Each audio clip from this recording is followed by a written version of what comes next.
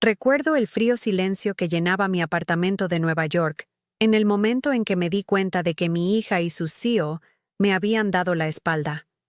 Era el tipo de silencio que grita traición más fuerte que cualquier grito. La confianza que había construido durante décadas se desmoronó en un solo instante. Hoy voy a contarles algo que nunca pensé que compartiría. Y si por un segundo esto les resulta familiar, solo les pido que den me gusta a este video y se suscriban. Me ayudará a seguir abriendo mi corazón. Me llamo Margaret, y a los 73 años, creía entender lo que significaba la familia. Cada mañana, me despierto con el lejano murmullo de la ciudad fuera de mi ventana en el Upper West Side, el claxon de los taxis serpenteando por Broadway, el murmullo de pasos apresurados sobre el concreto, el estruendo del metro bajo mis pies. Pero dentro de mi apartamento de un dormitorio, mi mundo se ha vuelto más silencioso que una biblioteca a medianoche. Revuelvo fotografías familiares descoloridas esparcidas sobre mi gastada mesa de café, cada una como una daga envuelta en nostalgia. Está Sara en su graduación de Columbia, con la gorra ligeramente inclinada hacia la izquierda, su sonrisa más brillante que las vallas publicitarias de Times Square. Otra la muestra soplando 25 velas, con pastel de chocolate manchado en su barbilla, risas congeladas en el tiempo. Pero estos recuerdos ahora duelen más de lo que consuelan, como presionar sobre un moretón fresco. El apartamento parece más pequeño cada día, sus paredes beige cerrándose como una prisión amable. Mis manos, desgastadas por décadas de trabajo duro, trazan los bordes de los marcos de fotos que alguna vez me trajeron alegría. El radiador silba su familiar canción invernal, pero ni siquiera ese sonido reconfortante puede calentar el frío que se ha instalado en mis huesos. El martes pasado por la mañana, mientras bebía mi habitual café negro de la taza desportillada que Sara me dio para el Día de la Madre hace 15 años, reuní el valor para enviarle un mensaje. Mis dedos artríticos se movían lentamente por la pantalla del teléfono, cada letra una pequeña victoria contra el dolor en mis articulaciones. Sara, cariño, necesito ayuda con mis facturas médicas este mes. El seguro no cubrió todo, y estoy preocupada. Enviar. Pasaron horas. La pequeña notificación nunca llegó. Ningún punto mostrando que estaba escribiendo. Ningún emoji de corazón. Nada más que el peso aplastante del silencio. 2 días después, intenté llamar a su oficina. La voz de la recepcionista era nítida y profesional. Brookstone Financial, ¿en qué puedo ayudarle? Pregunté por Sarah Mitchell, mi hija, y me pusieron en espera. La música de elevador parecía una burla. Notas alegres bailando mientras mi corazón se hundía más profundo. Lo siento, señora Patterson, pero la señorita Mitchell está en reuniones todo el día. ¿Puedo tomar un mensaje? Otra pared. Otra puerta cerrándose en mi cara. Fue entonces cuando recordé a James Brookstone, el CEO en persona.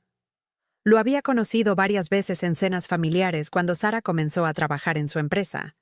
Se había sentado en mi modesta mesa de comedor, había elogiado mi asado, me llamaba Mamá Pat, con esa encantadora sonrisa que me recordaba a mi difunto marido.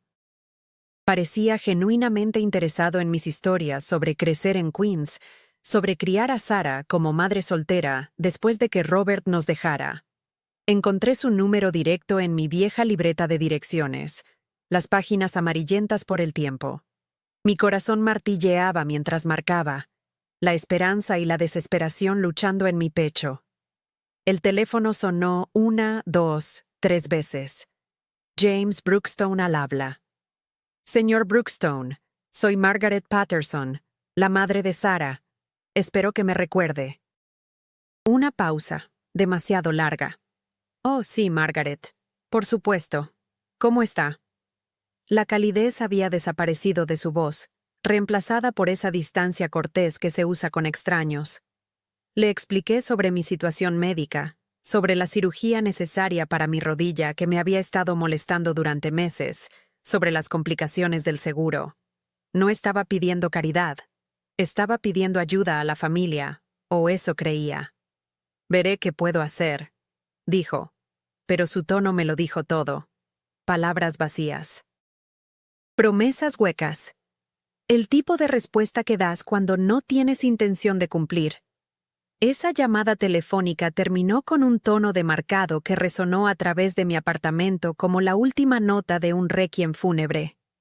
Dejé el teléfono con manos temblorosas y miré fijamente la foto enmarcada de Sarah y James en la fiesta de Navidad de la empresa el año pasado, ambos sonriendo, copas de champán levantadas en celebración de algo de lo que yo no formaba parte. Las invitaciones canceladas habían comenzado meses atrás. La cena de cumpleaños de Sarah se volvió demasiado complicada con los horarios de trabajo. La barbacoa familiar del 4 de julio fue pospuesta indefinidamente. El Día de Acción de Gracias de repente iba a ser pequeño este año, lo que aparentemente significaba que no estaba invitada a la cena que había organizado durante 27 años consecutivos. Cada rechazo se sentía como un corte de papel, pequeño, agudo y acumulativo.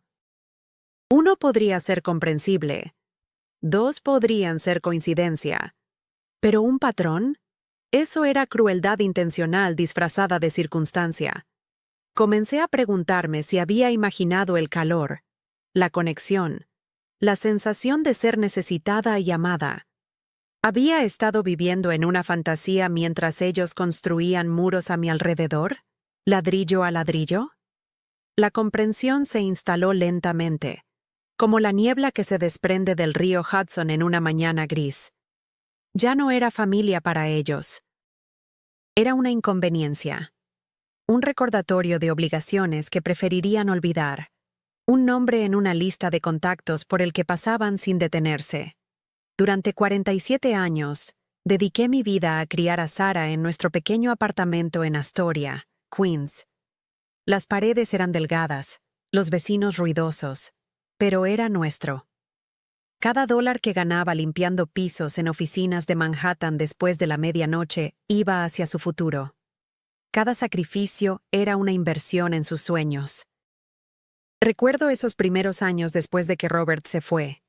Sarah solo tenía 8 años, y las preguntas llegaban como flechas. ¿Por qué papá ya no vive aquí? ¿Cuándo va a volver? ¿Hice algo malo? Cada pregunta arrancaba pedazos de mi corazón, pero me mantuve fuerte. Tenía que ser ambos padres, tanto el cimiento como el refugio. Los turnos de horas extras en la empresa de limpieza se convirtieron en mi segundo hogar. Desde las 11 de la noche hasta las 6 de la mañana, trapeaba pasillos en el distrito financiero, vaciaba papeleras en oficinas de abogados, desempolvaba escritorios donde personas importantes tomaban decisiones sin nunca verme llegar o irme. Era invisible para ellos, pero lo era todo para Sarah. Me salté citas médicas para pagar sus clases de violín. Cuando la escuela dijo que tenía potencial para Columbia si podía costear los cursos de preparación, trabajé en Nochebuena, Nochevieja, cada festivo que ofrecía pago doble. Mi cuerpo dolía, mi espalda gritaba en protesta, pero su futuro valía cada dolor. «Mamá, no necesitas hacer esto», decía cuando le entregaba otro sobre con dinero para libros de texto o tarifas de clase. Pero no podía parar. ¿Cómo podía explicarle que proveer para ella era lo único que tenía sentido en un mundo que nos había quitado a su padre? ¿Cómo podía decirle que verla triunfar era la única medicina para mi corazón roto? La noche antes de que partiera hacia Columbia, encontré una nota en mi almohada. «Gracias por todo, mamá. Prometo que te haré sentir orgullosa». Ese trozo de papel, escrito con su cuidadosa caligrafía, se convirtió en mi posesión más preciada. Lo guardé en mi billetera, sacándolo durante los momentos más difíciles como prueba de que los sacrificios significaban algo. Pero lenta y sutilmente, las cosas comenzaron a cambiar. Las llamadas telefónicas semanales se volvieron mensuales. Las visitas mensuales se convirtieron en obligaciones festivas. Las obligaciones festivas se convirtieron en excusas sobre estar demasiado ocupada, demasiado cansada, demasiado abrumada con el trabajo. Me dije a mí misma que era natural. Estaba construyendo una carrera, encontrando su lugar en el mundo. El distrito financiero que yo había limpiado en las sombras era ahora su dominio a la luz del día. Ella usaba trajes caros donde yo había usado guantes de goma. Hacía negocios en salas de juntas donde yo había vaciado papeleras. Cuando consiguió el trabajo en Brookstone Financial, estaba tan orgullosa que apenas podía contenerme. Llamé a mi hermana en Nueva Jersey, a mis pocos amigos restantes del viejo barrio, a cualquiera que quisiera escuchar. Mi Sara está trabajando para una de las firmas de inversión más grandes de la ciudad, decía, mi voz hinchándose de orgullo. James Brookstone en persona la había reclutado de una firma más pequeña. Reconociendo su talento con los números, su capacidad para leer tendencias del mercado como yo solía leer cuentos antes de dormir. Nos invitó a ambas a cenar en un restaurante caro de Midtown, el tipo de lugar donde nunca había comido, donde la cubertería era más pesada que todo mi juego en casa. Su hija es excepcional, me dijo esa noche, cortando su bistec con movimientos precisos. Tiene instintos que no pueden enseñarse. Llegará lejos con nosotros. Resplandecí como si el sol mismo viviera en mi pecho. Este hombre exitoso, este pilar del mundo financiero, estaba elogiando a mi hija. Todos esos años de sacrificio de repente se sintieron validados, valiosos, significativos. Lo heredó de usted, dijo, alzando su copa de vino hacia mí. La determinación, la ética de trabajo. Debería estar orgullosa de lo que ha construido. Esas palabras me sostuvieron durante meses. Cuando mi artritis se agudizaba y apenas podía abrir las tapas de los frascos, recordaba su respeto por mis sacrificios. Cuando la soledad se colaba durante las largas noches de invierno, me aferraba a su reconocimiento de mi papel en el éxito de Sara. Pero el reconocimiento y el respeto, aprendí, no son lo mismo que el cuidado y el apoyo. Mis cumpleaños comenzaron a desaparecer de sus calendarios como entradas borradas. Los 71 llegaron y se fueron con un breve mensaje de texto. Feliz cumpleaños, mamá. Lo siento, no podemos ir. Semana loca en el trabajo. Los 72 fueron reconocidos con una tarjeta genérica que llegó con 3 días de retraso, claramente tomada de un expositor de farmacia durante un almuerzo apresurado. En enero pasado, cuando cumplí 73 años, nada. Ni llamada, ni mensaje, ni tarjeta. Me senté en mi cocina comiendo un cupcake que había comprado para mí en la bodega de la esquina, la única vela proyectando sombras sobre las sillas vacías alrededor de mi mesa. La familia cubana de arriba estaba celebrando algo. Risas y música se filtraban por el techo, recordándome cómo sonaba la alegría en un hogar lleno de amor. Cuando febrero trajo noticias de que necesitaba una cirugía de rodilla, el peso del aislamiento se volvió insoportable. Mi doctora, una amable mujer pakistaní que me había tratado durante años, explicó que el procedimiento no estaba cubierto completamente por Medicare. La diferencia costaría casi $4,000, más de lo que tenía en mi cuenta de ahorros después de ayudar a Sara con su depósito de seguridad para un nuevo apartamento el año anterior. ¿Tiene familia que pueda ayudar?, preguntó la doctora Patel, sus ojos compasivos detrás de gafas de montura metálica. Sí, dije automáticamente, porque decir que no habría hecho la verdad demasiado real. Mi hija trabaja en finanzas. Ella ayudará. Pero cuando pedí ayuda, nunca llegó. Ni de Sara, que afirmaba que su dinero estaba inmovilizado en inversiones. Ni de James, que pareció desarrollar amnesia selectiva sobre nuestras cenas familiares y sus promesas de cuidar de mí. La cirugía fue pospuesta. Mi rodilla empeoró. Caminar se convirtió en un ejercicio de dolor controlado, cada paso un recordatorio de lo sola que estaba realmente. La ciudad que había sido mi hogar durante décadas comenzó a sentirse hostil, su ritmo demasiado rápido para mi cojera, su ruido demasiado fuerte para mi cabeza adolorida. El invierno en Nueva York puede ser brutal cuando estás sana y amada. Cuando no eres ninguna de las dos cosas, se convierte en una prueba diaria de supervivencia. Mis facturas de calefacción aumentaron mientras mi cuenta bancaria disminuía. Usaba capas de suéteres dentro de casa, mantenía el termostato bajo, racionaba el calor como una mercancía preciosa. Una noche de febrero particularmente despiadada, cuando el viento del río cortaba la ciudad como vidrio roto, llamé a Sara de nuevo. Mi persistencia me parecía patética incluso a mí, pero la desesperación no tiene orgullo. Realmente necesito ayuda, cariño, dije cuando finalmente contestó al cuarto timbre. Mi rodilla está empeorando, y no puedo permitirme... Mamá, estamos en medio de la cena. ¿Puede esperar esto? Cena. Mientras yo comía sopa enlatada y me preguntaba si podía hacer que mi medicación durara otra semana, ella estaba teniendo una cena demasiado importante para interrumpir. Es solo que el dolor es constante ahora, y la doctora Patel dice que si espero mucho más... Te llamaré mañana, dijo, y la línea se cortó. Mañana nunca llegó. O más bien, llegó y pasó sin una llamada telefónica, al igual que el día siguiente, y el día después de ese. Fue entonces cuando ocurrió el descubrimiento impactante, el momento que cambió todo y reveló lo ingenua que había sido sobre mi propia situación. Era un martes de marzo, inusualmente cálido para la temporada. Había decidido sorprender a Sara con un almuerzo en su oficina, algo que nunca había hecho antes. Mi rodilla estaba teniendo un buen día, y pensé que tal vez una conversación cara a cara podría cerrar la creciente distancia entre nosotras.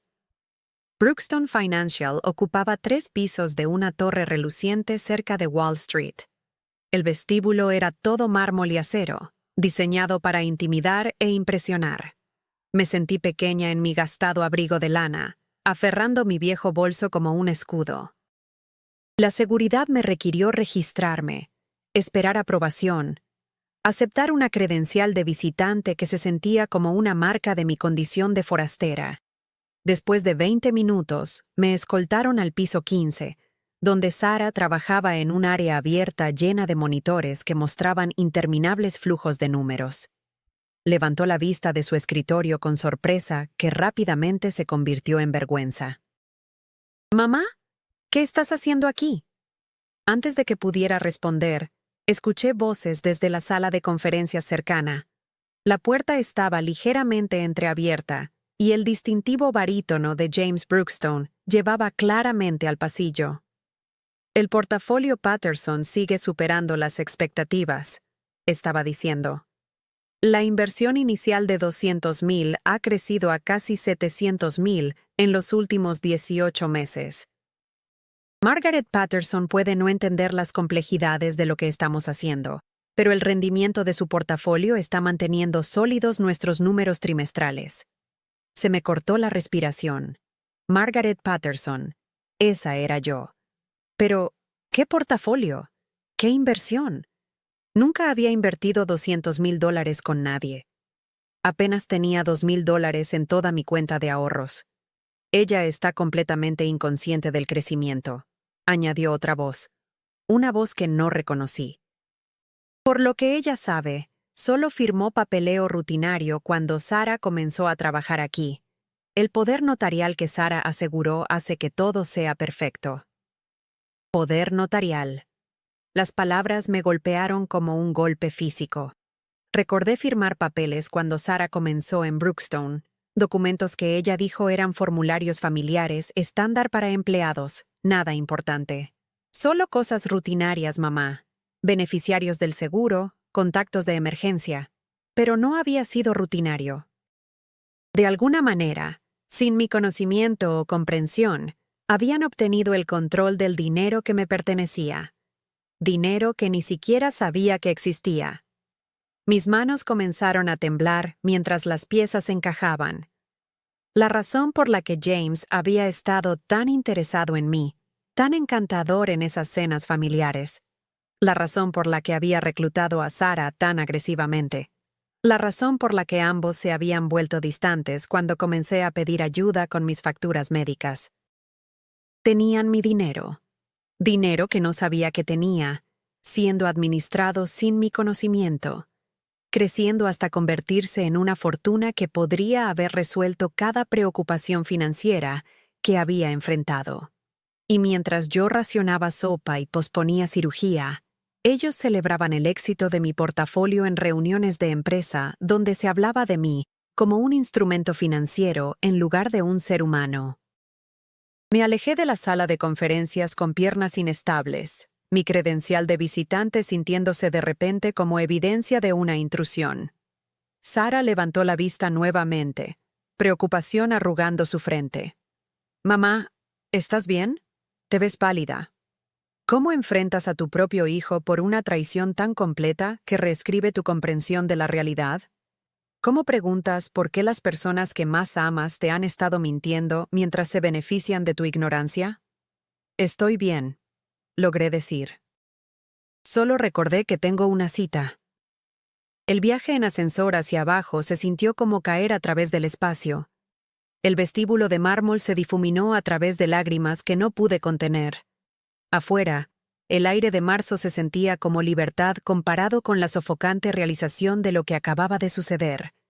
Caminé por cuadras sin dirección, mi rodilla gritando en protesta, mi mente corriendo a través de implicaciones que no podía comprender completamente. En algún lugar del laberinto de papeles que había firmado para ayudar a Sara, aparentemente me había convertido en víctima de mi propia confianza. Esa noche, me senté en el suelo de mi cocina y dejé que las lágrimas cayeran sin sonido. El linóleo estaba frío contra mis piernas, la luz del techo dura e implacable. Una taza de porcelana se deslizó de mis manos temblorosas y se hizo añicos en el suelo, los pedazos esparciéndose como fragmentos de mi confianza rota. Pensé en decir no por primera vez en mi vida. La palabra se sentía extraña, peligrosa, como hablar un idioma que nunca había aprendido. El miedo me envolvió como el frío de Nueva York, que siempre encontraba formas de entrar por las viejas ventanas de mi apartamento, el miedo a estar completamente sola, a perder la poca conexión que quedaba con la única familia que tenía. Pero debajo del miedo, algo más se agitaba, un destello de ira tan pura que se sentía purificador. Merecía algo mejor que esto. Merecía honestidad, respeto, reconocimiento de mi valor más allá de lo que podía proporcionar financieramente. Pasé esa noche empacando álbumes de fotos en cajas de cartón, cada imagen un recordatorio del amor que había dado libremente y la confianza que había ofrecido sin condición. En el espejo de mi dormitorio, agrietado por una caída el invierno anterior, miré mi reflejo y vi algo que no había notado en años. Vi a una mujer por la que valía la pena luchar. A la mañana siguiente, llamé al número que la doctora Patel me había dado para una trabajadora social, que ayudaba a personas mayores a navegar situaciones financieras complejas. Eleanor Martínez llegó a mi apartamento 2 días después, llevando un maletín y una actitud que sugería que nadie iba a aprovecharse de mí bajo su vigilancia. «Cuéntame todo», dijo, acomodándose en mi silla de cocina como si perteneciera allí. «Empieza desde el principio». Por primera vez en meses, alguien escuchó. Realmente escuchó. Eleanor tomó notas, hizo preguntas, explicó conceptos que nunca había encontrado. Palabras como responsabilidad fiduciaria, abuso financiero de ancianos y fraude de tutela entraron a mi vocabulario como armas legales que no sabía que podía blandir. «Señora Patterson», dijo después de revisar los papeles que había recuperado de mis archivos, «puede tener opciones aquí, pero primero necesitamos entender exactamente qué se hizo con su dinero y si se hizo legalmente». La investigación tomó semanas.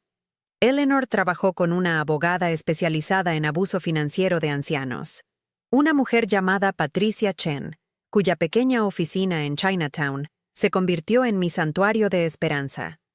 Solicitaron documentos, presentaron formularios, Hicieron llamadas telefónicas que gradualmente pintaron un cuadro de mi situación financiera, que era a la vez mejor y peor de lo que había imaginado. La buena noticia era impactante. Valía casi $800,000. Dinero que había venido de la venta de una pequeña propiedad en Queens que mi madre me había dejado años atrás. Dinero que había olvidado. Dinero que había sido invertido sin mi conocimiento a través del poder notarial que Sara había obtenido. La mala noticia era igualmente impactante. Me habían mantenido deliberadamente ignorante de mi propia riqueza mientras me hacían sentir dependiente de la caridad de otros. Mi propia hija y su empleador habían estado administrando mi dinero, obteniendo ganancias de sus tarifas de gestión, mientras yo luchaba por pagar necesidades básicas. «Esto es inconcebible», dijo Patricia durante una de nuestras reuniones, su voz tensa con ira controlada. «Te han estado tratando como un cajero automático que no conoce su propio saldo. Pero confrontarlos no sería simple ni seguro». Eleanor explicó que el abuso financiero dentro de las familias a menudo se intensifica cuando las víctimas intentan recuperar el control. «Necesitas estar preparada para sus reacciones», advirtió. «Van a luchar contra esto. Probablemente afirmarán que todo estaba en regla. Tal vez incluso sugerirán que no eres competente para manejar tus propios asuntos». El pensamiento me aterrorizaba, pero no tanto como la perspectiva de seguir viviendo como su víctima inconsciente. Confrontar a Sara no era algo que pudiera hacer por teléfono o a través de mensajes de texto que podría ignorar. Esto requería presencia, peso, el tipo de gravedad que solo viene de mirar a alguien a los ojos y exigir la verdad. Elegí un miércoles por la noche a finales de abril, cuando la ciudad se estaba suavizando hacia la primavera y la esperanza parecía posible nuevamente. Tomé el metro hasta su apartamento en el Upper East Side, un edificio que le había ayudado a costear con lo que pensaba que eran mis últimos ahorros, pero que ahora sabía que era una fracción del dinero que siempre había sido mío. El portero me reconoció y me dejó pasar sin llamar arriba, una amabilidad que se sentía a la vez familiar y extraña. En el ascensor, practiqué lo que diría, pero ninguna palabra parecía adecuada para la traición que había descubierto. Sara abrió su puerta en ropa de yoga, copa de vino en mano, música clásica sonando suavemente en el fondo. Su apartamento era hermoso, pisos de madera, ventanas del suelo al techo con vistas a Central Park, muebles que costaban más de lo que había ganado en años enteros de limpieza nocturna. «¡Mamá! ¡Qué sorpresa! Solo estaba relajándome después del trabajo». Dio un paso a un lado para dejarme entrar, pero su sonrisa parecía forzada, defensiva. «Necesitamos hablar», dije, permaneciendo de pie en su vestíbulo, temiendo que sentarme me haría parecer menos seria, menos determinada. «Por supuesto. ¿Está todo bien? Pareces alterada». «¿Por dónde empiezas cuando todo está mal? ¿Cómo comprimes toda una vida de confianza en una conversación sobre traición?» «Sé lo del dinero», dije simplemente. Su rostro se quedó muy quieto. La copa de vino se detuvo a medio camino de sus labios. «¿Qué dinero?» «Mi dinero. El portafolio, las inversiones. El poder notarial que me hiciste firmar». Dejó la copa de vino cuidadosamente en una mesa lateral, ganando tiempo mientras su mente trabajaba. «Mamá, estás confundida. Hemos hablado de esto. Firmaste papeleo familiar estándar cuando comencé en Brookstone. $800,000, Sara. Así de confundida estoy». El número la golpeó como una bofetada. Se sentó pesadamente en su caro sofá, pareciendo de repente mucho más joven que sus 35 años. «¿Quién te dijo eso?», preguntó en voz baja. «¿Importa? Lo que importa es que es verdad, y me has estado mintiendo al respecto mientras te suplicaba ayuda con facturas médicas, mientras racionaba sopa y usaba 3 suéteres para mantener baja mi factura de calefacción. No es tan simple, mamá. El dinero estaba ahí sin generar nada. Hemos triplicado su valor para ti. Deberías estar agradeciéndonos, no atacándonos, agradeciéndoles. por robar mi autonomía, por hacerme sentir impotente mientras en realidad era financieramente segura, por tratarme como una niña que no podía manejar sus propios asuntos. Debería agradecerte por dejarme posponer la cirugía mientras tu estilo de vida se pagaba con mi dinero. Eso no es justo. Su voz se elevó, defensiva y aguda. Todo lo que hicimos fue legal. Te hicimos ganar dinero. Hemos estado protegiendo tus intereses. ¿Manteniéndome en la oscuridad? ¿Haciéndome sentir como una carga mientras celebrabas el éxito de mi portafolio en reuniones de directorio? Se levantó entonces, caminando hacia su ventana, mirando el parque donde la había llevado de niña, donde la había empujado en columpios y le había enseñado a montar en bicicleta. Ahora miraba esa vista desde su caro apartamento, pagado con dinero que siempre había sido mío. No habrías entendido las inversiones, dijo sin darse la vuelta. Habrías estado asustada, queriendo mantener todo en cuentas de ahorro sin ganar nada. Hicimos lo que era mejor para ti. Lo que era mejor para mí. No lo que yo quería. No lo que yo elegí. Lo que ellos decidieron que era mejor para alguien a quien consideraban demasiado simple para entender su propio dinero. Tengo 73 años, dije. Te crié sola. Trabajé toda mi vida. He tomado miles de decisiones, y de alguna manera logré acumular suficiente dinero para que te sintieras cómoda robándolo. ¿Pero soy demasiado estúpida para manejar mis propios asuntos? Mamá, por favor no seas dramática. No robamos nada. Entonces, ¿por qué no me lo dijiste? ¿Por qué dejarme luchar cuando tenía dinero para resolver mis problemas? ¿Por qué ignorar mis llamadas de ayuda cuando sabías que podía costear la cirugía? Se volvió de la ventana entonces, y vi algo en su rostro que nunca había visto antes. No vergüenza, no culpa, sino irritación. Molestia porque había descubierto su engaño. Frustración porque estaba complicando esto. Porque si supieras sobre el dinero, lo habrías gastado, dijo. Se lo habrías dado a cualquiera con una historia triste. Habrías comprado cosas que no necesitas. No eres buena con el dinero, mamá. Nunca lo has sido. No buena con el dinero. La mujer que la había criado con el salario de una limpiadora, que había logrado ahorrar lo suficiente para ayudarla a través de la universidad, que de alguna manera había acumulado $800,000 sin siquiera saberlo, no era buena con el dinero. Vete, dijo en voz baja. ¿Qué? He dicho que te vayas. Si no puedes confiar en que manejemos tus asuntos mejor que tú, si no puedes apreciar lo que hemos hecho por ti, entonces vete. Había venido a su apartamento esperando una disculpa, un reconocimiento de mala conducta, algún reconocimiento de que merecía honestidad. En cambio, estaba siendo castigada por descubrir la verdad. El viaje en ascensor hacia abajo se sintió diferente al de 30 minutos antes. El mismo ascensor, los mismos botones de latón, el mismo suave timbre en cada piso. Pero yo era diferente. La mujer que había entrado a su edificio todavía era en parte una víctima, todavía en parte esperando reconciliación. La mujer que salió era alguien completamente distinta. Afuera, la tarde de abril era lo suficientemente cálida como para no necesitar mi abrigo. Caminé por Central Park mientras caía la oscuridad, pasando junto a parejas tomadas de la mano y familias con niños que corrían adelante en senderos iluminados por farolas de estilo antiguo. La ciudad continuaba su ritmo eterno a mi alrededor, indiferente a mi revolución personal. Llamé a James Brookstone a la mañana siguiente.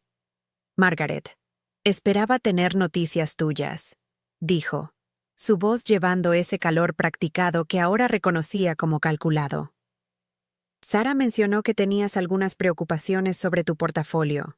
Estaría encantado de explicarte los números. Quiero transferir mi cuenta a otra firma, dije sin preámbulos. Una pausa. Creo que sería un error. Lo hemos hecho muy bien contigo. Tus retornos han sido excepcionales.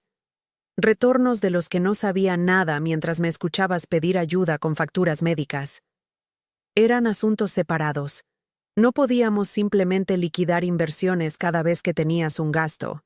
Así no es como funciona la gestión de patrimonio. Gestión de patrimonio.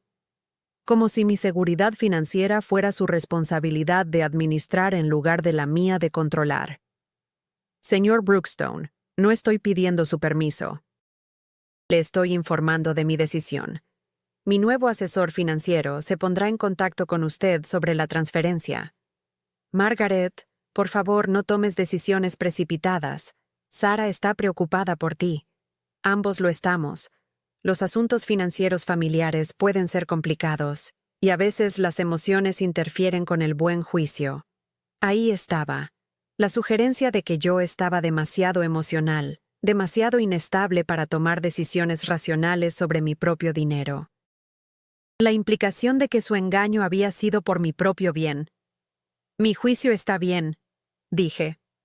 Lo suficientemente bueno para reconocer cuando estoy siendo manipulada. Colgué antes de que pudiera responder, mis manos temblando no por miedo esta vez, sino por la adrenalina de defenderme. Las siguientes semanas trajeron una campaña de presión que habría impresionado a un operativo político. Sara llamaba a diario, dejando mensajes de voz que escalaron de preocupados a frustrados a enojados. James envió flores con tarjetas expresando su esperanza de reconciliación. Otros empleados de Brookstone, personas que nunca había conocido, enviaron cartas explicando cuánto habían apreciado trabajar con mi cuenta. «Mamá, estás cometiendo un gran error», dijo Sara cuando finalmente me atrapó al teléfono. ¿Sabes lo difícil que es encontrar retornos como los que has estado recibiendo? ¿Entiendes que la mayoría de las firmas te cobrarían el doble de lo que te hemos estado cobrando? Cobrándome. Otra revelación. No solo habían estado administrando mi dinero sin mi conocimiento, sino que se habían estado pagando a sí mismos por el privilegio. Lo que me has estado cobrando por servicios que nunca solicité con dinero que no sabía que tenía. Firmaste el papeleo, mamá. Todo es legal. Legal. El refugio de personas que saben que sus acciones están mal, pero son técnicamente permisibles. Patricia Chen me había advertido que los casos de abuso financiero familiar a menudo se convertían en batallas de narrativa. Afirmarán que estás confundida, incompetente, desagradecida, había dicho. Te convertirán en la villana por querer control de tu propio dinero. La predicción resultó exacta. En cuestión de días, supe que Sara había estado diciendo a la gente que yo estaba teniendo algún tipo de crisis, que estaba paranoica y suspicaz sin razón, que estaba preocupada por mi estado mental. La difamación del carácter dolió más que el engaño financiero. Robar mi dinero era una cosa, pero luego retratar mi deseo de recuperarlo como evidencia de deterioro mental se sentía como una segunda traición, más profunda y más personal que la primera. Mis pocos amigos restantes comenzaron a llamar con cuidadosas preguntas sobre mi salud. Sara mencionó que has estado pasando por momentos difíciles últimamente, decían. ¿Hay algo que podamos hacer para ayudar? El aislamiento era aplastante. No solo había perdido a mi hija y al hombre que había considerado familia, sino que ahora mi reputación estaba siendo sistemáticamente destruida para justificar sus acciones. Fue entonces cuando Emma apareció en mi vida como una oración contestada que no había sabido cómo rezar. Emma Rodríguez vivía en el apartamento contiguo al mío, una mujer de 30 años que trabajaba como trabajadora social para la ciudad. Habíamos intercambiado cortesías en el pasillo, sonreído la una a la otra en el cuarto de lavandería, pero nunca habíamos tenido una conversación real. Llamó a mi puerta una noche de mayo, llevando un recipiente de sopa casera y una expresión de genuina preocupación. Señora Patterson, espero que no le importe que diga esto, pero parece que ha estado pasando por momentos difíciles últimamente. Hice demasiada sopa, y me preguntaba si le gustaría algo de compañía mientras comemos. La amabilidad fue tan inesperada, tan pura, que casi lloré allí mismo en mi puerta. ¿Cuándo fue la última vez que alguien me había ofrecido compañía sin agenda, sin motivo oculto, sin expectativa de lo que podría proporcionar a cambio? Nos sentamos en mi cocina compartiendo su deliciosa sopa de verduras mientras me encontraba contándole todo. Sobre Sara, sobre el dinero, sobre sentirme como una extraña en mi propia vida. Emma escuchó sin juzgar. Hizo preguntas reflexivas y expresó la indignación que había tenido miedo de sentir. «Te robaron», dijo simplemente. «No técnicamente, tal vez, pero moralmente. Absolutamente te robaron, y luego te hicieron sentir loca por estar molesta al respecto». Su validación se sintió como la luz del sol después de meses de sombra. Alguien me creía. Alguien más podía ver lo incorrecto de lo que había sucedido. No estaba perdiendo la cabeza o siendo desagradecida. Estaba siendo victimizada, y tenía todo el derecho a estar enojada. «¿Qué vas a hacer?», preguntó Emma. Esa noche, tomé una decisión que se sentía a la vez aterradora y liberadora. Iba a dar mi primer paso hacia la independencia real, hacia vivir la vida en mis propios términos en lugar de en las sombras de las expectativas de otras personas. A la mañana siguiente, llamé a Sara y dejé un mensaje de voz. «Voy a tomar distancia de nuestra relación mientras resuelvo mis finanzas. No me llames por un tiempo. Cuando esté lista para hablar, te llamaré». Luego llamé a Patricia Chen y le dije que procediera con la transferencia de mi cuenta al asesor financiero independiente que había recomendado. Una mujer llamada Ruth Goldman, que se especializaba en trabajar con personas mayores que querían mantener el control de sus propios asuntos, en lugar de cederlo a miembros de la familia. La primera reunión con Ruth tuvo lugar en su oficina en Greenwich Village, un acogedor espacio lleno de plantas y fotos familiares que se sentía cálido en lugar de intimidante. Ruth tenía aproximadamente mi edad, con pelo plateado y directa, con el tipo de confianza que viene de toda una vida tomando sus propias decisiones. «Dime qué quieres», dijo después de que revisamos mi situación financiera. «¿Qué quería?». La pregunta me tomó por sorpresa. Durante tanto tiempo, la pregunta había sido ¿qué querían todos los demás de mí? ¿Qué necesitaba Sara? ¿Qué esperaba James? ¿Qué sería mejor para el portafolio? Pero, ¿qué quería yo? «Quiero entender mi propio dinero», dije lentamente. «Quiero tomar mis propias decisiones sobre cómo se invierte y cuándo se gasta. Quiero poder pagar mi cirugía sin pedir permiso a nadie». «Esos son objetivos razonables», dijo Ruth sonriendo. «Más que razonables, son tus derechos». Trabajar con Ruth se sentía como descubrir un idioma que siempre había estado destinada a hablar. Explicaba conceptos sin condescendencia, pedía mi opinión sobre inversiones, respetaba mis instintos conservadores, mientras me ayudaba a entender opciones que nunca había considerado. Lo más importante, nunca me hizo sentir estúpida por no saber cosas que nunca me habían enseñado. Cuando me disculpé por hacer preguntas básicas, me detuvo firmemente. «Margaret, no hay vergüenza en aprender. La vergüenza está en las personas que te mantuvieron ignorante para servir sus propios propósitos». Mi cirugía de rodilla fue programada para principios de junio. Por primera vez en meses, podía costearla sin preocupación, sin suplicar, sin sentirme como una carga. Estaba usando mi propio dinero para cuidar de mi propia salud, y la libertad se sentía embriagadora. La noche antes de la cirugía, Emma vino con la cena y se quedó para hacerme compañía.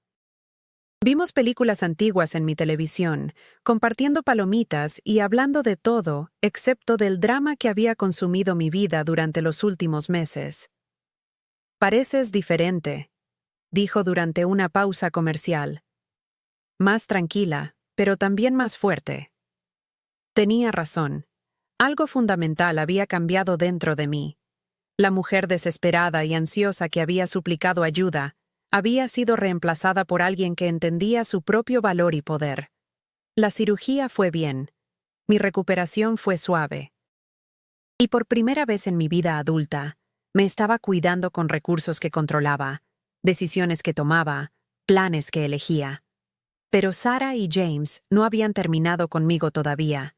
2 semanas después de mi cirugía, mientras me estaba curando y empezando a caminar sin dolor por primera vez en años, Sarah llamó. Estaba llorando. No las lágrimas de ira de nuestras conversaciones recientes, sino las lágrimas suaves y desesperadas que siempre habían sido capaces de romper mis defensas. «Mamá, lo siento», dijo. «Sé que manejamos las cosas mal. Sé que te sientes herida, pero somos familia. Necesitamos resolver esto». Familia. La palabra que siempre había sido mi debilidad, mi vulnerabilidad, mi razón para aceptar lo inaceptable. «Te echo de menos», continuó. «James echa de menos tenerte en las cenas familiares. Cometimos errores, pero podemos arreglarlos. ¿No podemos intentarlo de nuevo?» La antigua Margaret se habría derretido ante esas palabras. Se habría disculpado por ser difícil. Habría minimizado su propio dolor para preservar la relación. Habría aceptado migajas de afecto como prueba de amor. Pero la nueva Margaret había aprendido algo crucial. El amor sin respeto es manipulación. El afecto sin honestidad es actuación. La familia sin confianza es solo obligación. Sarah, si realmente lo sientes, respetarás mi decisión de administrar mis propias finanzas. Reconocerás que mantenerme en la oscuridad estuvo mal, independientemente de tus buenas intenciones. Lo reconozco. Deberíamos haberte contado sobre el dinero. Pero mamá, tienes que entender nuestra posición también. Te estábamos protegiendo. Protegiéndome. La misma justificación, reempaquetada con lágrimas y disculpas, pero sin cambios en su arrogancia fundamental. Tengo 73 años, dije en voz baja. No necesito protección de mi propio dinero. Necesito honestidad de mi familia. ¿Podemos cenar la próxima semana? Solo nosotras dos. ¿Podemos resolver esto? Quería decir que sí. Cada instinto entrenado por décadas de poner a la familia primero me urgía a aceptar, a comprometer, a reconstruir el puente. Pero había aprendido que algunos puentes llevan a lugares a los que no quieres ir. Necesito más tiempo, dije. Y necesito ver cambios, no solo promesas. La llamada terminó con mutuas expresiones de amor que se sentían huecas, como palabras rituales sin significado. 3 días después, la prueba final de mi transformación llegó en una forma que nunca podría haber esperado. Estaba caminando a casa desde la tienda de comestibles, mi rodilla fuerte y sin dolor, llevando una bolsa de verduras frescas y sintiéndome orgullosa de mi independencia, cuando me encontré con la señora Chen del edificio. Vivía en el 2º piso y siempre había sido amistosa de manera vecinal. «Margaret», dijo, luciendo incómoda, «necesito decirte algo». Probablemente no debería, pero creo que deberías saber. Miró alrededor como si comprobara que no hubiera curiosos. Luego se acercó más. «Ayer estaba en el banco y escuché a tu hija hablando con alguien por teléfono. Estaba diciendo que tienes problemas de memoria, que te has vuelto suspicaz y paranoica, y que podría necesitar obtener la tutela legal para protegerte de tomar malas decisiones financieras». Las palabras me golpearon como agua helada. Tutela legal. La violación definitiva, que mi competencia sea cuestionada legalmente, mis derechos legalmente despojados, mi autonomía legalmente destruida. Agradecí a la señora Chen por decírmelo, pero por dentro estaba tambaleándome. Esto ya no era solo manipulación financiera. Era un intento de que me declararan legalmente incapaz de manejar mi propia vida. Llamé a Patricia Chen inmediatamente. «Esto es lo que temía», dijo sombríamente. Cuando los miembros de la familia pierden el control financiero sobre parientes ancianos, a veces escalan a procedimientos de tutela. Es la opción nuclear. ¿Pueden hacer eso? Pueden intentarlo. Pero no eres incompetente, Margaret. Estás tomando decisiones racionales sobre tu propio dinero. Cualquier evaluación de competencia lo mostraría claramente. Aún así, la amenaza pendía sobre mí como una nube de tormenta. La hija que había criado, la mujer por la que lo había sacrificado todo, Estaba considerando declararme legalmente incompetente, porque había insistido en controlar mis propias finanzas. Esa noche, me senté en mi apartamento mirando la ciudad que había llamado hogar durante 7 décadas, pensando en cuánto había cambiado y cuánto todavía necesitaba cambiar. La antigua Margaret habría llamado a Sarah inmediatamente, habría suplicado que no buscara la tutela, habría ofrecido comprometerse, compartir el control, hacer cualquier cosa para prevenir la batalla legal. Pero la nueva Margaret entendía algo crucial. No puedes negociar con personas que fundamentalmente no te respetan. No puedes comprometerte con personas que te ven como un obstáculo para sus propios deseos, en lugar de como una persona con derechos y dignidad. No llamé a Sarah. No supliqué ni negocié ni intenté apaciguarla. En cambio, documenté todo. Cada conversación con Patricia, cada reunión con Ruth, cada decisión que había tomado sobre mis finanzas. Creé un rastro de papel que mostraría a cualquier juez que no solo era competente, sino que estaba más en control de mi vida de lo que había estado en años. La petición de tutela nunca se materializó.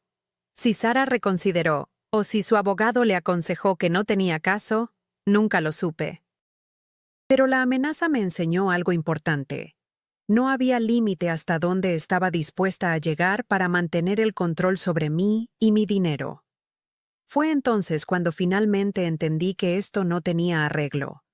Esta relación, que había creído que era lo más importante en mi vida, estaba construida sobre una base de falta de respeto tan profunda que ninguna cantidad de amor o perdón podría salvarla. Habían pasado 6 meses desde que descubrí por primera vez el engaño sobre mi dinero. El verano dio paso al otoño, y luego el otoño se movía hacia el invierno. Pero ya no tenía miedo del frío. Tenía calefacción en mi apartamento, comida en mi refrigerador, dinero en cuentas que yo controlaba, y lo más importante, tenía la paz que viene de vivir auténticamente. Emma se había convertido no solo en una vecina, sino en una verdadera amiga. Íbamos al cine juntas, explorábamos diferentes vecindarios de la ciudad, compartíamos comidas y conversaciones que se sentían naturales en lugar de obligatorias. Me presentó a su círculo de amigos, otras mujeres que trabajaban en profesiones de ayuda, que valoraban la honestidad y la amabilidad por encima del éxito financiero y el estatus social. A través de la guía de Ruth, había comenzado a hacer donaciones caritativas a organizaciones que ayudaban a personas mayores a evitar la explotación financiera. No porque me sintiera culpable por tener dinero, sino porque quería usar mis recursos de maneras que reflejaran mis valores, en lugar de las expectativas de otras personas. Comencé a tomar clases de pintura en el centro de ancianos de mi vecindario. Mis manos, que habían pasado décadas limpiando los desastres de otras personas, descubrieron que podían crear belleza en su lugar. Las acuarelas se convirtieron en mi meditación, mi terapia, mi forma de expresar sentimientos que nunca había aprendido a expresar en voz alta. Un jueves por la noche en noviembre, mientras terminaba una pintura de la vista desde mi ventana, Sarah llamó. No había tenido noticias de ella en 2 meses, y su voz sonaba pequeña, diferente a como había sido durante nuestras conversaciones anteriores. «Mamá, ¿podemos reunirnos? Necesito verte». Algo en su tono me hizo aceptar. Acordamos encontrarnos en una cafetería en el Village, territorio neutral donde ninguna de nosotras tenía la ventaja del terreno local. Ella llegó primero y estaba sentada en una cabina de esquina cuando entré. Se veía más delgada de lo que recordaba, y había líneas alrededor de sus ojos que no habían estado allí en la primavera. «Gracias por venir», dijo mientras me sentaba frente a ella. Pedimos café. Ella lo tomó negro, yo añadí crema, y nos sentamos en silencio por un momento, 2 mujeres que compartían todo y nada. «He estado viendo a una terapeuta», dijo finalmente. Esperé a que continuara. «Ha estado ayudándome a entender algunas cosas sobre nuestra relación, sobre la forma en que te he tratado». Su voz era tranquila, incierta. Creo que he estado enojada contigo durante mucho tiempo sin darme cuenta. ¿Enojada por qué? Por papá yéndose. Porque siempre estuvieras cansada y estresada cuando yo crecía. Por tener que ser responsable de tu felicidad. Levantó la vista de su taza de café por primera vez. Sé que no tiene sentido. Trabajaste tan duro por mí. Lo sacrificaste todo. Pero de alguna manera te culpé por no ser suficiente para retenerlo. La honestidad era sorprendente, dolorosa y de alguna manera curativa a la vez. Así que cuando tuve éxito, y tú todavía estabas luchando, se sentía como justicia. Como finalmente tú me necesitabas más de lo que yo te necesitaba a ti. Y cuando empezaste a pedir ayuda con el dinero, se detuvo, sacudiendo la cabeza. Me gustaba que me necesitaras. Me gustaba ser la que tenía recursos mientras tú tenías que pedir. Mi hija había estado castigándome por el abandono de su padre. Me había estado haciendo pagar por no ser una madre soltera perfecta, por no poder darle todo lo que había querido, por no poder evitar el dolor que había dado forma a nuestras vidas. No estoy orgullosa de eso, continuó. La terapeuta dice que se llama abuso financiero, lo que hicimos. Seguía diciéndome a mí misma que era bueno para ti, pero realmente era bueno para nosotros. Nos hacía sentir poderosos e importantes. La admisión se sentía como un regalo que no esperaba recibir. Quiero arreglarlo, mamá. No sé cómo, pero quiero intentarlo. Arreglarlo llevaría tiempo, le dije. Requeriría que ella aceptara que yo era competente para manejar mi propia vida, que tenía el derecho de tomar mis propias decisiones, incluso si ella no estaba de acuerdo con ellas, que nuestra relación tenía que construirse sobre el respeto mutuo y no sobre la dependencia financiera. Entiendo, dijo. No sé si puedo ser la hija que mereces, pero quiero intentar ser mejor de lo que he sido. No fue una reconciliación de cuento de hadas. No nos abrazamos y lloramos, y prometimos que todo sería perfecto. Pero fue un comienzo. La primera conversación honesta que habíamos tenido en años. Tal vez nunca. Durante los siguientes meses, reconstruimos nuestra relación lentamente, cuidadosamente, con límites claros y comunicación honesta. Venía a mi apartamento para cenar una vez al mes. Hablábamos de su terapia, de mis clases de pintura, de la ciudad que ambas amábamos de diferentes maneras. Nunca más preguntó por mi dinero. Nunca sugirió que necesitaba su guía financiera o protección. Cuando mencionaba donaciones caritativas que estaba haciendo o viajes que planeaba, escuchaba con interés en lugar de con juicio. James Brookstone se desvaneció de nuestras vidas por completo. Sarah dejó su compañía en la primavera, tomando un puesto con una firma más pequeña que se especializaba en prácticas de inversión ética. Nunca dijo explícitamente que el cambio estaba conectado con lo que había sucedido entre nosotras, pero sospechaba que era parte de su esfuerzo por alinear su vida profesional con la persona que estaba tratando de llegar a ser. Ahora, mientras me siento en mi apartamento en esta noche de diciembre, viendo la nieve caer fuera de mi ventana y dando los toques finales a una pintura de Central Park en invierno, pienso en la mujer que era hace un año y la mujer en que me he convertido. La antigua Margaret vivía en las sombras, aceptando migajas de atención y llamándolo amor, agradecida por cualquier resto de respeto que le arrojaran. Creía que el sacrificio era la forma más elevada de cuidado, que su valor se medía por lo que podía proporcionar a otros. La nueva Margaret entiende que el amor sin respeto está vacío, que el sacrificio sin reconocimiento se convierte en explotación, que ser necesitada no es lo mismo que ser valorada. He aprendido que es posible amar a alguien y aún así negarse a ser maltratada por ellos, que la familia no le da a nadie licencia para manipular o engañar, que mi edad y mi pasado no me descalifican para tener estándares y hacer cumplir límites. Mi relación con Sarah es diferente ahora, más pequeña en algunas formas, pero más real. Nos vemos con menos frecuencia, pero nuestras conversaciones son honestas. Pide mi opinión en lugar de hacer suposiciones sobre lo que es mejor para mí.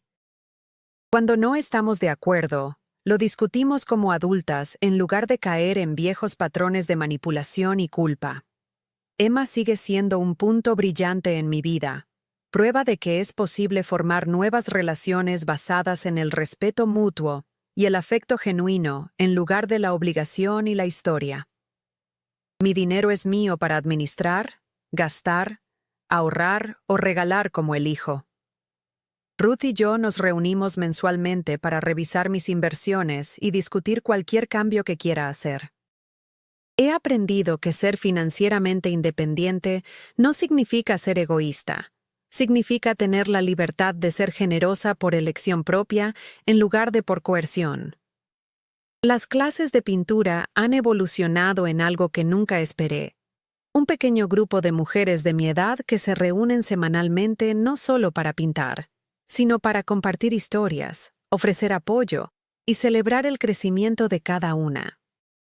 Nos llamamos a nosotras mismas las mujeres del Renacimiento, porque todas hemos descubierto que la vida puede tener segundos actos, terceros actos y tantos actos como tengamos el valor de escribir. El mes pasado, tomé mis primeras vacaciones en 20 años. Una semana en Santa Fe, donde la luz es diferente y las galerías de arte permanecen abiertas hasta tarde. Caminé por montañas y pinté paisajes desérticos y sentí el tipo de paz que viene de vivir auténticamente. Estoy planeando otro viaje para la primavera, tal vez a la Toscana o Escocia, o algún otro lugar que siempre he querido ver pero nunca me sentí con derecho a visitar. Mi rodilla está fuerte. Mi cuenta bancaria está sana. Mi apartamento es cálido y cómodo. Pero lo más importante, mi alma es mía otra vez. La ciudad fuera de mi ventana continúa su ritmo eterno. Taxis tocando bocina, sirenas aullando, personas corriendo hacia sueños y alejándose de decepciones. Pero ya no estoy corriendo a ningún lado. Estoy exactamente donde debo estar, haciendo exactamente lo que elijo hacer, viviendo exactamente la vida que he decidido crear. Esta no es la vida que imaginé cuando criaba a Sarah en Queens, trabajando de noche y soñando con un futuro en el que estaríamos cercanas y felices y agradecidas la una con la otra. Pero es una vida mejor que la que vivía cuando dejaba que las definiciones de otras personas sobre el amor y la familia me atraparan en relaciones que me disminuían en lugar de elevarme.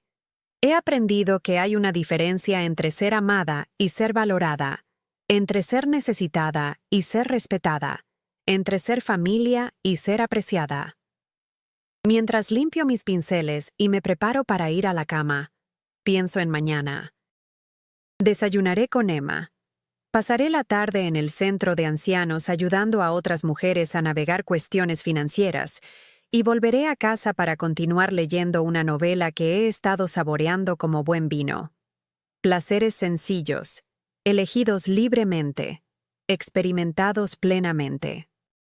La mujer que una vez suplicó migajas de atención de personas que la veían como un cajero automático, se ha convertido en una mujer que recibe afecto genuino de personas que la ven como realmente es: inteligente, creativa, resiliente y digna de respeto.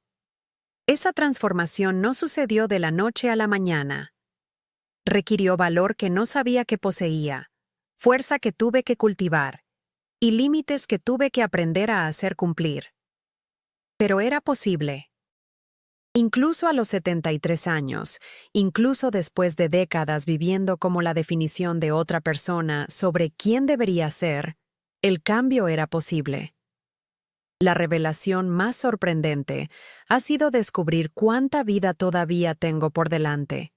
Durante años, me vi a mí misma como alguien cuya historia estaba mayormente terminada, cuyo papel era desvanecerse con gracia en el fondo, mientras personas más jóvenes vivían sus sueños y dejaban su marca en el mundo. Pero estaba equivocada. Mi historia está lejos de terminar. Estoy escribiendo nuevos capítulos cada día, tomando decisiones basadas en mis propios deseos, en lugar de en las expectativas de otras personas. creando un legado que refleja mis valores en lugar de mis miedos.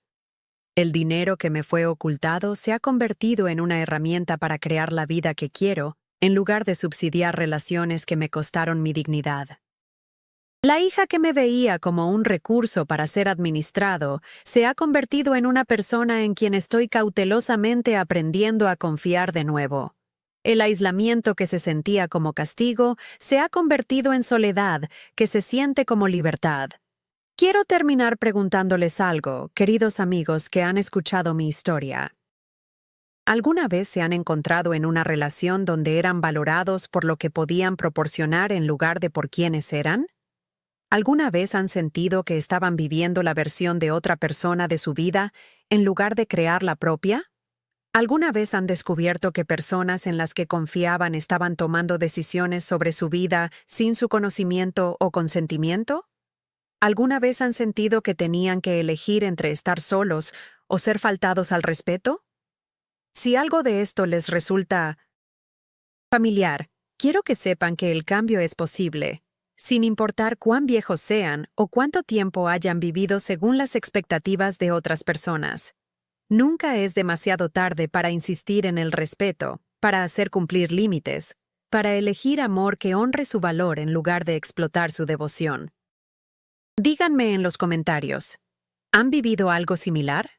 ¿Conocen a alguien que lo haya vivido? ¿Qué les dio el valor para cambiar? ¿O qué les impide hacer los cambios que saben que necesitan hacer? Si esta historia tocó su corazón o abrió sus ojos a posibilidades que no habían considerado, por favor den me gusta a este video y suscríbanse a este canal. Su apoyo me ayuda a seguir compartiendo estas verdades íntimas y ayuda a que estos mensajes lleguen a otras personas que podrían necesitar escuchar que no están solas, que no están pidiendo demasiado cuando piden respeto, y que nunca es demasiado tarde para recuperar su poder. Juntos, podemos reescribir las narrativas que nos han mantenido pequeños, desafiar las definiciones de amor que nos han costado nuestra dignidad, y crear vidas que reflejen nuestro valor en lugar de nuestras heridas. Gracias por escuchar mi historia. Gracias por verme como realmente soy. Y gracias por tener el valor de verse a sí mismos claramente también. La nieve está cayendo más fuerte ahora, cubriendo la ciudad con un limpio silencio blanco. Mañana traerá nuevas posibilidades, nuevas elecciones, nuevas oportunidades para vivir auténticamente. Estoy lista para todo ello. Mientras me preparo para apagar las luces y descansar en mi propio espacio, en mi propia cama, con mis propias elecciones dando forma a mi mañana, siento algo que no había sentido en décadas: completa propiedad de mi vida. No la propiedad superficial que viene de pagar alquiler o firmar documentos, sino la propiedad profunda, celular que viene de conocer tu valor y negarte a negociarlo. El teléfono suena a veces, y elijo si contestar. El calendario en mi pared de la cocina tiene citas que yo hice, actividades que seleccioné, compromisos que quiero mantener. El dinero en mis cuentas sirve a metas que he establecido, sueños que he decidido perseguir, causas que creo merecen apoyo. Cuando me despierto por la mañana, el día por delante me pertenece de una manera que se siente revolucionaria después de tantos años viviendo en las expectativas y demandas de otros. Pienso en las mujeres que han compartido sus historias conmigo en el centro de ancianos, mujeres que se han reconocido a sí mismas en mi viaje y encontrado coraje para examinar sus propias vidas. Está la señora Goldstein, que descubrió que su hijo había estado usando sus tarjetas de crédito sin permiso. Está María Santos, cuya familia la había convencido de que era demasiado vieja para vivir sola, mientras lentamente tomaban el control de sus cheques de pensión. Cada historia es diferente, pero el patrón es el mismo. Personas que nos amaban, o afirmaban hacerlo, habían decidido que nuestra autonomía era menos importante que su conveniencia, nuestra dignidad menos valiosa que su ganancia financiera. La tragedia no es solo el dinero o el engaño. Son los años que perdimos creyendo que éramos cargas cuando en realidad éramos recursos, creyendo que éramos dependientes cuando en realidad éramos autosuficientes, creyendo que necesitábamos protección cuando en realidad necesitábamos respeto. Pero el milagro es que estas historias no tienen que terminar con la victimización. Pueden terminar con la recuperación, con el acto revolucionario de una mujer anciana decidiendo que su vida le pertenece, que su mente sigue siendo lo suficientemente aguda para tomar decisiones, que su corazón sigue siendo lo suficientemente fuerte para exigir autenticidad. Ayer ayudé a una mujer llamada Dorothy a completar el papeleo para transferir sus cuentas lejos del sobrino que había estado ayudándola a administrarlas, mientras la mantenía en la oscuridad sobre su crecimiento. Viéndola firmar su nombre con una mano temblorosa pero determinada, me vi a mí misma hace un año. Asustada pero resuelta, incierta pero no dispuesta a seguir viviendo una mentira. Los efectos ondulantes de defendernos se extienden mucho más allá de nuestras vidas individuales. Cada vez que una de nosotras se niega a ser disminuida, hacemos más fácil para la siguiente mujer reconocer su valor. Cada vez que hacemos cumplir un límite, normalizamos la idea de que el respeto no es negociable a ninguna edad. He comenzado a ser voluntaria con la organización de defensa de ancianos con la que Patricia me conectó. Una vez a la semana, me siento en sus oficinas y escucho historias que suenan desgarradoramente familiares, hijos adultos que han obtenido acceso a cuentas que nunca mencionan, asesores financieros que toman decisiones sin consulta, miembros de la familia que usan frases como «lo mejor para mamá», mientras actúan en sus propios intereses. Pero también veo triunfo. Veo mujeres en sus 80 descubriendo que tienen el derecho legal de despedir a su apoderado. Veo hombres en sus 90 aprendiendo que la confusión sobre instrumentos financieros complejos no equivale a incompetencia. Veo familias aprendiendo a tener conversaciones honestas sobre dinero, autonomía y respeto. El trabajo me llena de un propósito que no esperaba encontrar en esta etapa de la vida. Durante décadas, mi valor había sido definido por lo que podía sacrificar por otros. Ahora, está definido por lo que puedo enseñar a otros sobre rechazar sacrificar su dignidad. Emma a menudo se une a mí para estas sesiones de voluntariado, aportando su experiencia profesional como trabajadora social y su calidez personal como alguien que presenció mi transformación. Juntas, hemos desarrollado talleres para familias sobre comunicación financiera saludable, sobre la diferencia entre ayudar y controlar, sobre respetar la autonomía de los parientes mayores. Deberías escribir un libro, sugirió Emma recientemente mientras caminábamos a casa desde una de estas sesiones.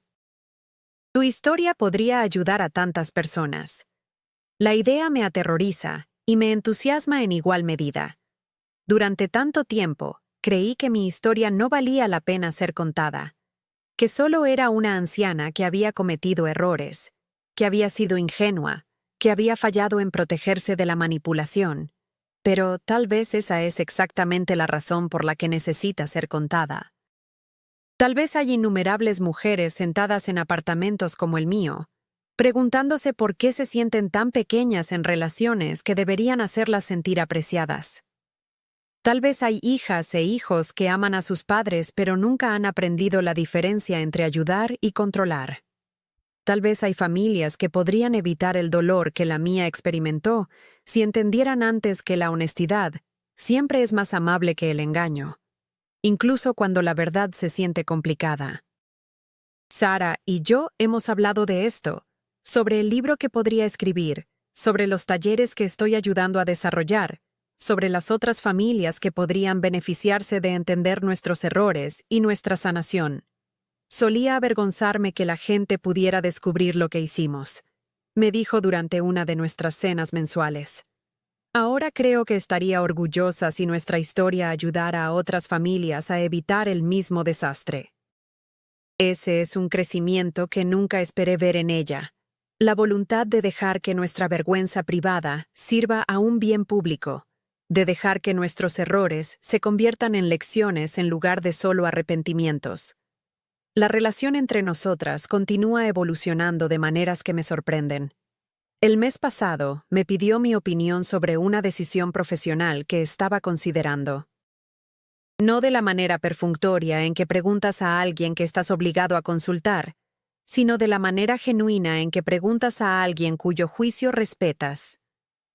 Ha empezado a salir con alguien nuevo, un hombre que trabaja para una organización sin fines de lucro y conduce un Honda de 10 años, y parece valorar sus pensamientos más que sus ingresos. Cuando habla de él, su voz tiene una ligereza que le faltaba cuando estaba con hombres que la veían principalmente como una profesional exitosa, en lugar de como una persona completa. Creo que estoy aprendiendo cómo son las relaciones saludables, dijo recientemente. Es vergonzoso que me haya tomado tanto tiempo, pero mejor tarde que nunca. Mejor tarde que nunca. Esa frase se ha convertido en algo así como un lema para ambas. Nunca es demasiado tarde para aprender respeto, para elegir autenticidad, para insistir en relaciones que honran en lugar de disminuirnos. La clase de pintura se ha convertido en una de las partes más importantes de mi semana. No solo porque estoy aprendiendo a crear belleza, aunque eso importa más de lo que había esperado, sino porque estoy rodeada de mujeres que también están escribiendo nuevos capítulos de sus vidas. Está Helen, que comenzó a pintar a los 78, después de que su marido muriera, y se diera cuenta de que nunca había desarrollado intereses que fueran puramente suyos. Está Grace, que dejó una amistad de décadas que se había vuelto tóxica, y está redescubriendo lo que realmente disfruta cuando no está gestionando el drama de otra persona. Está Betty, cuya historia es similar a la mía. Hijos adultos que habían estado administrando sus finanzas mientras la mantenían ignorante de su crecimiento, luego actuando heridos cuando ella insistió en la transparencia. Ella está más avanzada en su recuperación que yo, y sirve como prueba de que es posible reconstruir la confianza sin sacrificar el respeto propio. Pintamos todo: flores y paisajes, retratos y abstractos, escenas de la memoria y visiones de posibilidad. Pero lo que realmente estamos haciendo es practicar el acto radical de crear algo puramente porque queremos. No porque alguien nos lo pidió, o porque sirve a las necesidades de otra persona. Mi apartamento se ha convertido en una galería de estas pinturas, recordatorios de tardes pasadas en el simple placer de ver colores mezclarse en el papel, de conversaciones que serpenteaban a través de décadas de experiencia y sabiduría, de risas que no tenían más agenda que la alegría de estar vivas y autónomas. Las paredes que una vez mostraban solo fotografías de los hitos de otras personas, ahora muestran paisajes que pinté durante mi viaje a Santa Fe, bodegones que creé a partir de fruta que Emma me trajo, retratos que intenté hacer de las mujeres en mi clase de pintura que se han convertido en una parte tan importante de mi familia elegida. Ruth continúa ayudándome a entender las complejidades de la gestión de patrimonio, pero más importante, me está enseñando que la educación financiera es una forma de respeto propio. Cada reunión mensual, entiendo un poco más sobre cómo funciona el dinero, cómo crecen las inversiones, cómo tomar decisiones que se alinean con mis valores en lugar de solo maximizar los rendimientos. Hemos estructurado mi portafolio para incluir inversiones socialmente responsables, compañías que tratan a sus trabajadores justamente, fondos que apoyan la sostenibilidad ambiental, bonos que financian proyectos de vivienda asequible. Mi dinero ahora está trabajando en formas que reflejan quién soy, en lugar de solo generar ganancias para personas que me veían como un recurso inconsciente. La ironía no se me escapa. Ahora soy más sofisticada financieramente que cuando Sarah y James me protegían de la complejidad de mis propias inversiones. Resulta que soy bastante capaz de entender conceptos financieros cuando alguien se toma el tiempo para explicarlos respetuosamente en lugar de asumir que soy demasiado simple para comprenderlos. He hecho donaciones a organizaciones que me importan: el Centro de Ancianos donde soy voluntaria, un fondo de becas para estudiantes universitarios de primera generación, un programa que proporciona ayuda legal a ancianos víctimas de abuso financiero. Cada donación es una elección que hice conscientemente, un reflejo de mis valores en lugar de una obligación impuesta por la expectativa de generosidad de otra persona. La libertad de ser generosa por elección, en lugar de por manipulación, se siente revolucionaria. Cuando escribo un cheque para apoyar una causa en la que creo, no estoy agotando recursos que no puedo permitirme perder. Estoy invirtiendo en un mundo que refleja mis valores. La diferencia es profunda y liberadora. El invierno se ha profundizado fuera de mi ventana, pero mi apartamento permanece cálido ahora. No solo porque puedo permitirme las facturas de calefacción sin ansiedad, sino porque el calor viene de vivir auténticamente, de relaciones construidas sobre el respeto mutuo, del conocimiento de que el mañana me pertenece en formas que no había experimentado en décadas. A veces, tarde en la noche cuando la ciudad se vuelve tan silenciosa como puede llegar a ser, pienso en la mujer que era hace poco más de un año. Está sentada en esta misma cocina, racionando sopa y posponiendo cirugía, creyéndose una carga para las personas que amaba. No es una persona diferente. Soy yo, atrapada en una narrativa que la hacía más pequeña de lo que realmente era. Siento ternura hacia esa mujer, protección hacia ella de maneras que nunca tuve en ese momento. Merecía mucho mejor de lo que estaba recibiendo, pero no sabía cómo pedirlo. Confundía ser necesitada con ser amada. Confundía la dependencia financiera con la cercanía familiar. Aceptaba migajas de atención porque había olvidado cómo sabía una comida completa. Pero también tenía fuerza que no reconocía. Había criado a una hija sola, construido una vida de la nada, sobrevivido al abandono y la pobreza, y décadas de trabajo sin agradecimiento. De alguna manera había acumulado riqueza que ni siquiera conocía, lo que habla de una inteligencia y capacidad que nadie, y menos aún ella misma, había reconocido.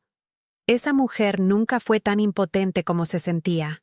Solo necesitaba permiso para protegerse, apoyo para hacer cumplir límites y testigos para validar su valor. Una vez que tuvo esas cosas, la transformación fue realmente solo un regreso a quien siempre había sido debajo de las capas de expectativas de otros. El proceso de recuperar tu vida no termina con una confrontación dramática o una revelación súbita. Es una práctica diaria de pequeñas elecciones. Contestar el teléfono cuando quieres, decir no a invitaciones que no te sirven, gastar tu dinero en cosas que te traen alegría, en lugar de cosas que traen aprobación a otros. Es mirar en el espejo y ver a una persona cuyas opiniones importan, cuya comodidad es importante, cuyos sueños merecen ser perseguidos independientemente de la edad o las circunstancias. Es reconocer que has estado viviendo una vida más pequeña de lo necesario y decidir expandirte al espacio que realmente mereces ocupar.